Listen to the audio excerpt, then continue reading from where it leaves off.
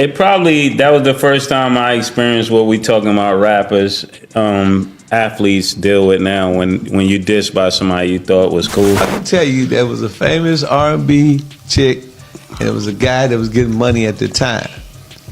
And, you know, Pimp, he used to be in the studio. And every now and then he'd have a camcorder, so he was able to get some footage. And so they leave out for a couple of minutes, and Pimp comes in and he's dying laughing. And we're like, what's wrong? He's like, yo, Matt, just told me don't fuck his daughter, man. Please don't. Mase just dropped a major claim about that long-running rumor involving Pimp C and Beyoncé. He seems to suggest this could be the real reason Jay-Z has had bad blood with Pimp over the years. This story keeps coming up, and it's not just coming from gossip blogs or blind items. People inside the music industry are talking about it too. The rumor claims that years ago, before Jay-Z and Beyoncé made their relationship public, Pimp C made a private tape with Beyoncé. One person close to Pimp said he definitely recorded something with the biggest female R&B star in the game at the time, though he didn't say her name outright. I ain't gonna say who it is, but it's a real famous rapper, and it's a real famous R&B chick. Okay. Yeah. Pimp had he had a recording of them. I think he died with it, but he could have made millions of dollars.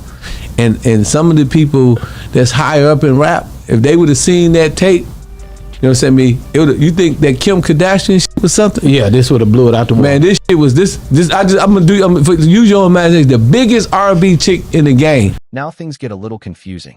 Some insiders say what Pimp and his friend actually meant wasn't that Pimp hooked up with Beyoncé on tape. Instead, they believe Pimp somehow got his hands on a tape that Jay-Z had made with Beyoncé when she was still underage. This version actually makes more sense when you look at Jay-Z's history. The official story has always been that Jay-Z met Beyoncé when she turned 18, and they started dating a year later. But in a 2007 interview with Charlie Rose, Jay-Z said he met her about 10 years earlier. That puts their first meeting in 1997, when Beyoncé was only 16 and Jay-Z was nearly 30. By the way, that full interview used to be available on Charlie Rose's official YouTube channel. But once more questions started coming up about Jay-Z and his name appeared in certain files, the video suddenly disappeared. Luckily, the internet doesn't forget. You can still find clips of it on social media and fan forums. Beyonce has a deal and they know I know her. So, but they know if you met her. Wow, a long time. How long? 10 years? However long she's been recording. That's when I met her. Don't you remember how long it was? Yeah, when I met her. I mean, was it 5 years? Was it? I met her 10 years ago. I met her 10 years ago. But did you say to yourself at that time, wow? That's a fantastic talent. Was that what you said? Yeah. Fans are now connecting the dots. A lot of them believe the rumored tape Pimp C had wasn't of him and Beyoncé at all. They think it was actually a tape of Jay-Z and Beyoncé, recorded before she was 18. Here's where Mase comes in. Mase and Pimp C were both active in the 90s and early 2000s, and UGK famously worked with Jay-Z on the song Big Pimpin'. According to Mase, he heard about this tape directly from Diddy. When someone asked Mase if he knows for sure the tape exists, he simply said, "I'm saving my stories for the documentary." That line makes people wonder if Mase is planning to follow in 50 Cent's footsteps and make his own documentary, maybe about Diddy or even about Jay-Z. If he does bring up this whole Pimp C and Beyoncé situation, many fans hope he'll also talk about Pimp's mysterious death. Pimp C was found dead on December 4th, 2007, which just happened to be Jay-Z's 38th birthday. The official ruling was an accidental overdose from mixing too much cough syrup with his sleep apnea. But a lot of things about that day don't add up. He lined up D. Haven, stole his life and identity. He lined up Big L, stole his life and identity. He lined up Dame Dash, stole his life, identity, and took his love. I'm saying, Sean Carter, you're a piece of shit. Taking Pimp C wasn't bad enough. You just want to go down there and you want to just remove all of the balls from every real gangster in Houston. Pimp C was staying at the Mondrian Hotel in West Hollywood and was supposed to fly home that same day. His wife, Chinera, and his cousin Ed were waiting at the airport to pick him up. When they didn't hear from him in the morning, Chinera called the hotel. That's when staff found him unresponsive in his room.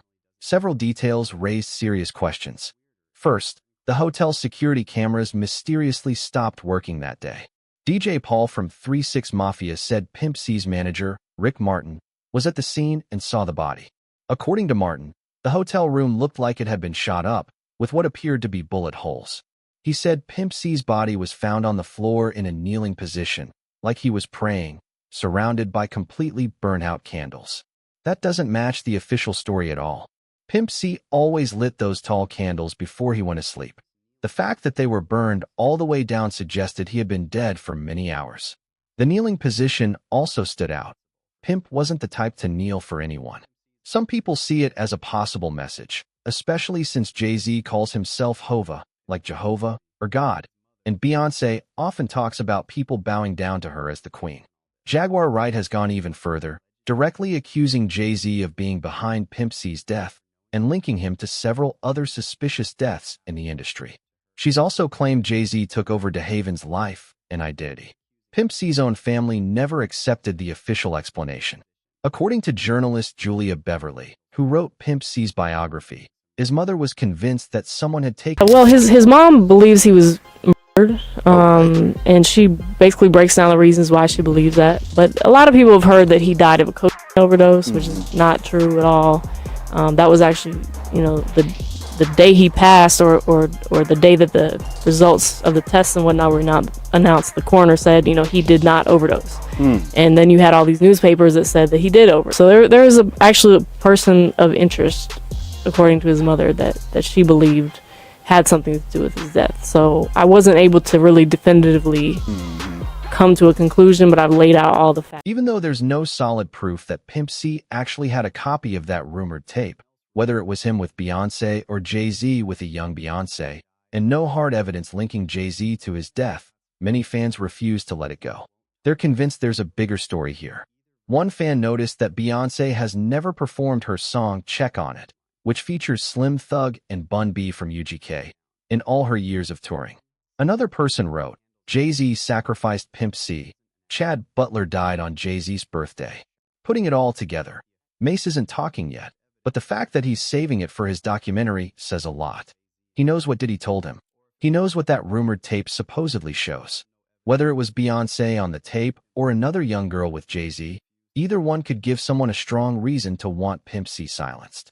Add in the timing, Pimp dying on Jay-Z's birthday, the broken hotel cameras, the strange scene in the room, and his own mother saying it wasn't an accident, and it's easy to see why so many people question the official story. What do you think was really on that alleged tape? Do you believe Pimp C was taken out because he knew too much? Drop your thoughts in the comments and stay tuned for the next video.